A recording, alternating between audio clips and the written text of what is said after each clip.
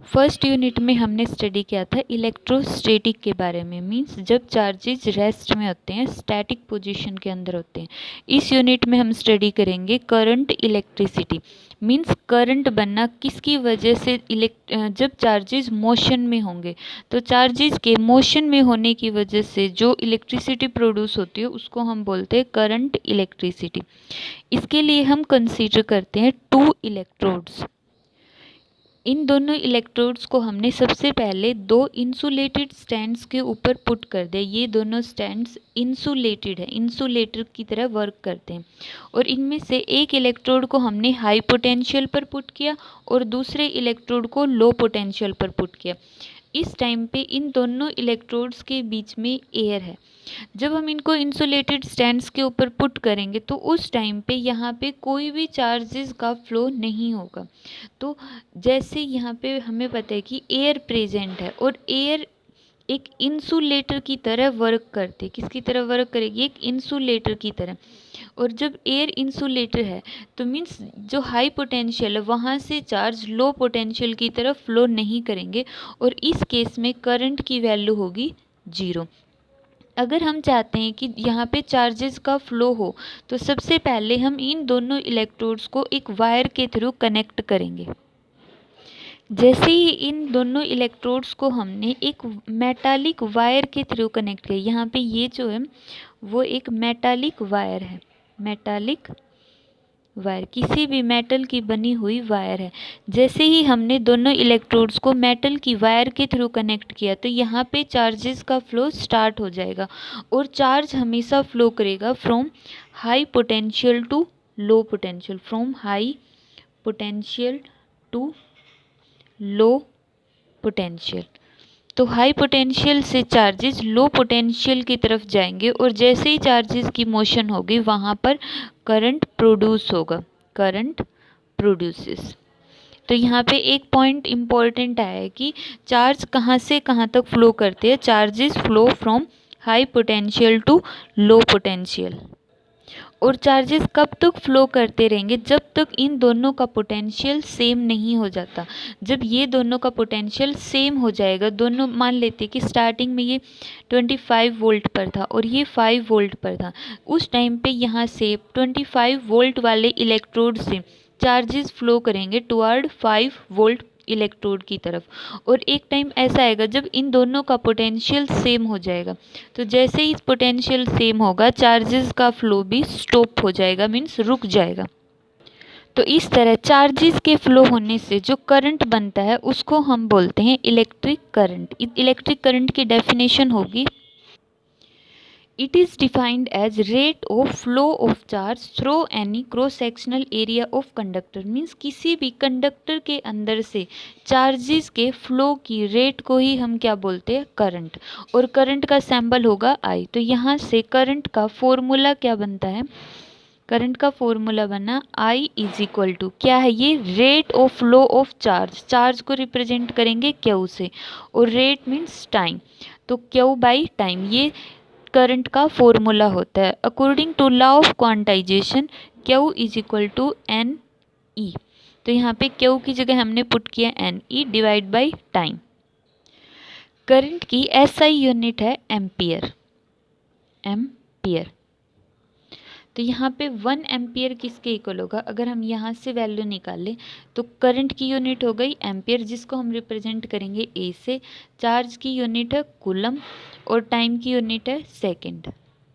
तो means 1 ampere किसके equal होगा, 1 कूलम पर सेकंड। अगर हम यहाँ पे 1 एम्पियर को बोले और अगर सिंपली एम्पियर को देखेंगे तो ampere is equal to coulomb per second. तो इसकी करंट की SI यूनिट है एम्पियर और इसकी CGS यूनिट है एब एम्पियर, एब एम्पियर। इसको हम एक नाम से और बोलते हैं बायोट, बायोट। तो करंट की CGS यूनिट होगी एब एम्पियर या फिर बायोट। अब इन दोनों में रिलेशन क्या होगा, 1 एम्पियर इज इक्वल टू 1/10 एब एम्पियर, एब एम्पियर या फिर एब एम्पियर की जगह लिख सकते हैं बायोट। ठीक है, 1 एम्पियर इज इक्वल टू 1/10 या फिर 0.1 एब एम्पियर। ये करंट की एसआई यूनिट और सीजीएस यूनिट में रिलेशन होता है। अगर यहाँ पे हम डेफिनेशन पूछते हैं कि 1 एम्पियर किसके इक्वल होता है, 1 एम्पियर का मीनिंग यहाँ पे 1 होगा, तो 1 कूलम 1 सेकेंड। 1 एम्पियर करंट क्या होगा कि जब 1 कूलम चार्ज 1 सेकंड के अंदर 1 सेकंड के लिए फ्लो करते हैं, वायर के अंदर 1 सेकंड में जब 1 कूलम चार्जेस फ्लो करते हैं, मोशन में होते हैं, तो उन 1 कूलम चार्जेस की वजह से जो करंट होता है उसको हम बोलते हैं 1 एम्पियर करंट। तो ये होगी 1 एम्पियर की डेफिनेशन की it is a current through a wire if A charge of 1 coulomb flows through any cross sectional area of wire in 1 second. 1 second के अंदर जब 1 कूलम चार्ज फ्लो करता है तो उसको हम बोलते हैं 1 एम्पियर। अब हम देखते हैं कि करंट है वो करंट की डायरेक्शन को हम किस तरह से डिफाइन करते हैं। करंट की डायरेक्शन को डिफाइन करने के लिए हम यहाँ पे 2 करंट लेते हैं। फर्स्ट होगा electronic current. Electronic current means जैसे ये हमने कोई भी वायर ली है, उस वायर के अंदर मीन्स कंडक्टर के अंदर बहुत सारे इलेक्ट्रॉन्स होंगे। तो जब ये इलेक्ट्रॉन मोशन में आएंगे तो जिस डायरेक्शन में इलेक्ट्रॉन की मोशन होगी, अगर इलेक्ट्रॉन की मोशन इस डायरेक्शन में है तो करंट इससे अपोजिट होगा। तो इलेक्ट्रॉनिक करंट वो करंट होता है जो इलेक्ट्रॉन्स की वजह से होता है, means current due two electron. But इसके जो डायरेक्शन होती है करंट की वो इलेक्ट्रॉन की डायरेक्शन के अपोजिट डायरेक्शन में होती है, तो इसको हम बोलते हैं इलेक्ट्रॉनिक करंट। और conventional current means positive charges की वजह से जो करंट होता है, जिस डायरेक्शन में ये पॉजिटिव चार्ज मूव करेगा उसी डायरेक्शन के अंदर करंट आएगा। यहाँ पे तो दोनों की डायरेक्शन अपोजिट होती है और यहाँ पर डायरेक्शन सेम होगी। तो कन्वेंशनल करंट क्या होगा, current due to positive charge, current due to positive charge. Generally हम यहाँ पे इलेक्ट्रॉनिक करंट को स्टडी करते हैं। जो भी हम इलेक्ट्रिसिटी की ये यूनिट पढ़ेंगे इसके अंदर जो हम करंट लेंगे वो इलेक्ट्रॉनिक करंट होगा, ना कि कन्वेंशनल करंट। मीन्स हर जगह हम इलेक्ट्रॉनिक करंट की ही डायरेक्शन को इंक्लूड करेंगे।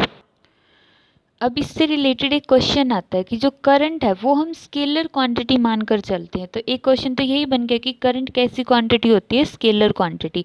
अब क्यों होती है स्केलर क्वांटिटी? स्केलर क्वांटिटी की जो आइडेंटिफिकेशन होती है वो ये होती है कि वो क्वांटिटी जिनका ओनली मैग्नीट्यूड होता है, बट करंट का तो डायरेक्शन भी होती है, फिर भी हम इसको वेक्टर क्वांटिटी ना लेके स्केलर क्वांटिटी क्यों लेते? तो इसका रीज़न होगा कि जो करंट होता है वो सारे के सारे स्केलर एडिशन लॉज को ही फॉलो करती है, सारे स्केलर एडिशन लॉज को ही फॉलो करेगी। मींस जैसे हमने करंट लिया कि किसी भी पॉइंट के ऊपर 3 एम्पियर करंट एंटर कर रहा है, 1 एम्पियर करंट एग्जिट कर रहा है, तो इस एग्जिट का मतलब माइनस में और एंटर का मतलब प्लस में, तो टोटल करंट कितना हो गया वायर के अंदर, 2 एम्पियर करंट हो गया। तो इस तरह से जो भी इसके लॉज होंगे करंट के ऊपर एडिशन और सब्ट्रैक्शन के लिए वो सिंपल स्केलर लॉज होते हैं, ना कि वेक्टर लॉज। वेक्टर लॉज कैसे अप्लाई नहीं करते हैं हम? फॉर एग्जाम्पल हमने 2 वायर्स लिए, एक वायर के अंदर करंट है 3 एम्पियर और दूसरी वायर में करंट है 5 एम्पियर। अब इनके बीच में जो एंगल है मान लेते हैं वो 15 डिग्री का, तो इस टाइम पे भी इनके दोनों वायर्स का टोटल करंट 8 एम्पियर होगा। और अगर इनके एंगल को हमने 15 डिग्री से 90 डिग्री कर दिया, फिर भी इनके दोनों वायर्स का जो टोटल करंट है वो 8 एम्पियर होगा।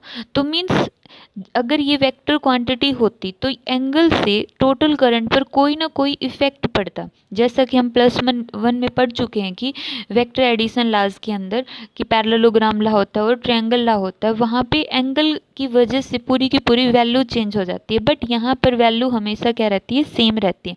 मीन्स 2 वायर्स के एंगल का टोटल करंट के ऊपर कोई इफेक्ट नहीं होता है, इसलिए हम बोलते हैं कि current is a scalar quantity.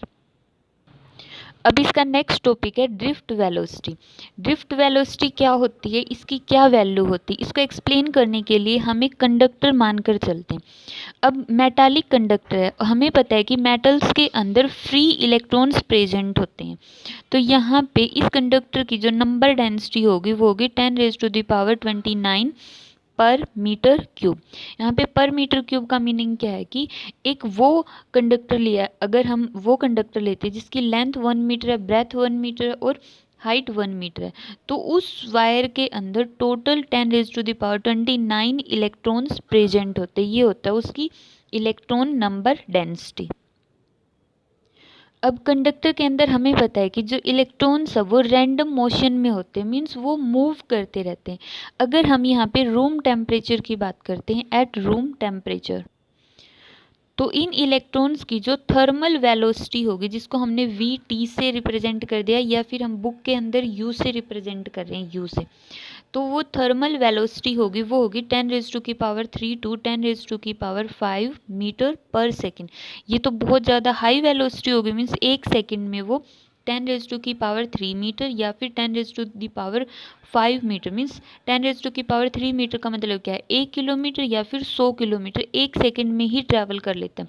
Room temperature के ऊपर इन इलेक्ट्रॉन्स की इतनी हाई वेलोसिटी होती है, फिर भी हमें यहाँ पे करंट क्यों नहीं लगता। अब क्वेश्चन ये आता है कि इतनी हाई वेलोसिटी होने के बावजूद भी हमें यहाँ पे करंट क्यों नहीं लगेगा। तो इसके लिए हम देखेंगे कि जो ये इलेक्ट्रॉन्स होते हैं रूम टेम्परेचर के ऊपर रैंडम मोशन में होते, रैंडमली मूव कर रहे होते हैं। एक इलेक्ट्रॉन अगर इस डायरेक्शन में आ रहा है तो दूसरा इलेक्ट्रॉन इस डायरेक्शन में जाएगा, तो इन दोनों की एवरेज वेलोसिटी 0 हो जाएगी, दोनों एक दूसरे की वेलोसिटी को कैंसल आउट कर देंगे। तो यहाँ पे टोटल जो n number of electrons present, उनकी जो एवरेज वेलोसिटी होगी वो कितनी होगी, यहाँ पे 0 होगी। अब सभी इलेक्ट्रॉन्स की कोई पर्टिकुलर डायरेक्शन तो है नहीं, तो इस वजह से जो इनकी एवरेज वेलोसिटी 0 होगी, और इसकी वजह से इसमें करंट भी कितना हो गया, 0। अगर हम चाहते हैं कि इस कंडक्टर के अंदर, इस वायर के अंदर कोई ना कोई करंट फ्लो करे, तो उसके लिए हमें इसके लिए कोई पर्टिकुलर अरेंजमेंट करनी पड़ती है। वो अरेंजमेंट क्या होती है वो देखते हैं, बट उससे पहले याद रखना है कि रूम टेम्परेचर के ऊपर इलेक्ट्रॉन्स की थर्मल वेलोसिटी इस रेंज में होती है, और कंडक्टर के अंदर नंबर डेंसिटी ऑफ इलेक्ट्रॉन इतनी होती है। इस कंडक्टर के अंदर करंट प्रोड्यूस करने के लिए हम यहाँ पे इलेक्ट्रिक फील्ड अप्लाई करेंगे। इलेक्ट्रिक फील्ड अप्लाई करने का मतलब क्या है कि इसको हम एक सेल या बैटरी से कनेक्ट कर देंगे। तो यहाँ पे पॉजिटिव टर्मिनल है, तो इस पॉइंट के ऊपर या इस टर्मिनल पे कौन सा पोटेंशियल इंड्यूस हो जाएगा, पॉजिटिव, और यहाँ पे नेगेटिव पोटेंशियल। अब इलेक्ट्रॉन पर कैसा चार्ज होता है, नेगेटिव चार्ज होता है, और यहाँ पे कौन सा पोटेंशियल प्रोवाइड करवाया हमने, पॉजिटिव पोटेंशियल। तो इसका मतलब क्या हो गया, सेल को कनेक्ट करके हमने यहाँ पे एक इलेक्ट्रिक फील्ड जनरेट करवा दी है, मीन्स इस कंडक्टर को हमने इलेक्ट्रिक फील्ड के अंदर प्लेस कर दिया। बाहर से हम इसके अंदर इलेक्ट्रिक फील्ड प्रोड्यूस करवाएंगे, अप्लाई करेंगे, तो इस कंडक्टर के अंदर भी एक इलेक्ट्रिक फील्ड प्रोड्यूस होगी, but overall induced electric field inside a conductor is 0, means इस कंडक्टर के अंदर टोटल इलेक्ट्रिक फील्ड 0 होगी। कैसे होगी वो हम फर्स्ट यूनिट में देख चुके हैं, फर्स्ट यूनिट के 4th चैप्टर के अंदर, कि कंडक्टर के अंदर इलेक्ट्रिक फील्ड 0 क्यों होती है। अब यहाँ पे पॉजिटिव पोटेंशियल की तरफ इलेक्ट्रॉन्स अट्रैक्ट होंगे, तो इलेक्ट्रॉन कहाँ पर जाएंगे, टुवर्ड द पॉजिटिव पोटेंशियल। अब यहाँ पे जो नेगेटिव पोटेंशियल वो इलेक्ट्रॉन को रिपेल करेगा, और यहाँ वाला पॉजिटिव पोटेंशियल इलेक्ट्रॉन को अट्रैक्ट करेगा, तो इसकी वजह से जो इलेक्ट्रॉन की वेलोसिटी है वो बहुत ज़्यादा इंक्रीज़ हो जाएगी। इलेक्ट्रॉन की वेलोसिटी क्या होगी, बहुत ज़्यादा बढ़ गई। बट जैसे ही इलेक्ट्रॉन यहाँ से यहाँ तक आएंगे, इस एंड से जैसे जैसे इलेक्ट्रॉन इस तरफ आएंगे, तो हमें पता है कि इसके अंदर टोटल 10⁻29 इलेक्ट्रॉन पर मीटर क्यूब है। तो इतने हाई इलेक्ट्रॉन है, तो उनमें आपस में क्या होगा, कोलिजन। जैसे ही इस इलेक्ट्रॉन ने यहाँ से आना स्टार्ट किया, तो ये इलेक्ट्रॉन के साथ स्ट्राइक करेगा और वापस अपना पाथ चेंज कर लेगा, और इस कोलिजन की वजह से जो इनके बीच में कोलिजन होता है, तो इस कोलिजन की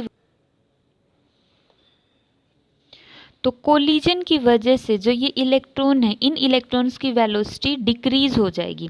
मीन्स जो ये electron negative terminal to positive terminal या पॉजिटिव एंड की तरफ जा रहे थे बहुत ज़्यादा हाई वेलोसिटी के साथ, जैसे ही ये इलेक्ट्रॉन इस तरफ आएगा, तो इस इलेक्ट्रॉन को रास्ते में ये इतनी अमाउंट में इलेक्ट्रॉन्स मिलेंगे, जो 1 मीटर क्यूब के अंदर इतने इलेक्ट्रॉन है, तो इस वायर का जो वॉल्यूम है वो तो और भी ज़्यादा हाई है, तो इसका मतलब नंबर ऑफ इलेक्ट्रॉन्स तो और भी ज़्यादा हो गए, तो इस वजह से जो इलेक्ट्रॉन का कोलिजन होगा वो भी ज़्यादा होगा। तो इसके अंदर ये इलेक्ट्रॉन कोलाइड करता करता इस तरह से काफ़ी टाइम बाद यहाँ पर पहुँचेगा, तो कोलिजन की वजह से इलेक्ट्रॉन की वेलोसिटी है वो डिक्रीज़ हो जाती है। और कोलिजन की वजह से ही जो इलेक्ट्रॉन है वो एक कर्व्ड पाथ को फॉलो करते, कर्व्ड पाथ को मीन्स इस तरह से इलेक्ट्रॉन्स है वो रोटेट करते हुए इस तरह से वो एक पॉजिटिव एंड की तरफ इलेक्ट्रॉन पहुंचेंगे। यहाँ पे ड्रिफ्ट वेलोसिटी की डेफिनेशन होगी कि it is defined as the average velocity with which the free electrons get drifted toward the positive end of conductor. जो कंडक्टर के पॉजिटिव एंड की तरफ जो इलेक्ट्रॉन का ड्रिफ्टेड है, ड्रिफ्टेड होना मतलब इलेक्ट्रॉन का मूव कर जाना, उस एवरेज वेलोसिटी को ही हम क्या बोलते हैं, ड्रिफ्ट वेलोसिटी। और ड्रिफ्ट वेलोसिटी को रिप्रेजेंट करेंगे v और index d, v index D, इसको हम बोलते हैं ड्रिफ्ट वेलोसिटी। और किसके इन्फ्लुएंस में, एक्सटर्नल इलेक्ट्रिक फील्ड, मींस जब हम इलेक्ट्रिक फील्ड को अप्लाई करेंगे तभी हम ड्रिफ्ट वेलोसिटी को डिराइव कर सकते हैं। अब हम इसका डेरिवेशन देखते हैं।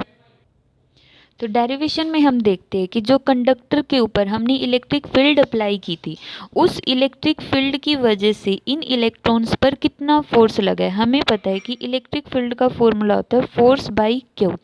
तो यहाँ से फोर्स का फॉर्मूला आ जाएगा क्यू इंटू ई।